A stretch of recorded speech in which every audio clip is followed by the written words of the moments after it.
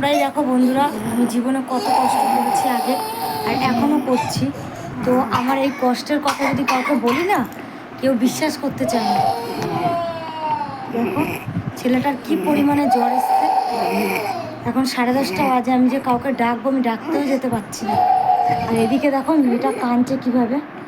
এই যে মানে ও তো ছোটো মানুষ, ওরও 2 দিন আগে জ্বর হয়েছিল, এই আজকে চেক আপ করে নিয়ে আসলাম। তো ও একভাবে কাঁদছে, কোলে উঠবে বলে। এদিকে ছেলের এতটাই কাঁপুনি উঠেছে, ওকে 2-3টে চাদর, এই একটা চাদর, এই একটা চাদর, দুটো চাদর মুড়ি দিয়ে ওকে জড়িয়ে ধরতে হচ্ছে, কেননা ওর খিচুনি উঠে গেছে। মানে হাতের যে চেটো, এই হাতের চেটোগুলো পুরো নীল হয়ে গেছে। মানে ওরা এতটাই কষ্ট হচ্ছে।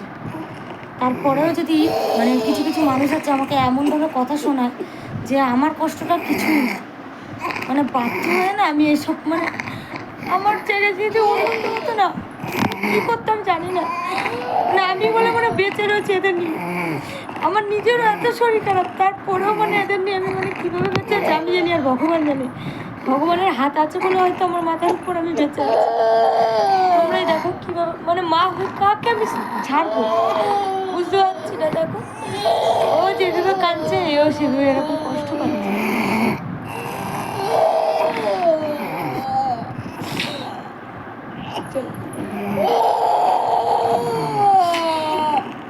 একটা না মনে হয় চিড়িয়াখানার মধ্যে রয়েছে, নিজেও বুঝতে পারছি না কি করবো। ভাবতে পারি যে আমি এরকম একটা মানে জেলখানার মধ্যে আটকে যাবো। বাধ্য হয়ে তোমাদের সামনে এরকম চোখের জল ফেলছি। কোনো দিন আমি চোখের জল ফেলে ভিডিও করিনি, কোনো কিচ্ছু না, নিজের গল্প নিজের মধ্যে রেখেছি, কিন্তু আজকে আমি বাধ্য হচ্ছি। তোমরাই দেখো কি অবস্থা আমার ছেলে মেয়ে দুটোর। আমি কাকে সামলাবো? এদিকে আমার বোন নাইট ডিউটি গেছে, ওরও খুব জ্বর, কালকে রক্ত পরীক্ষা হবে।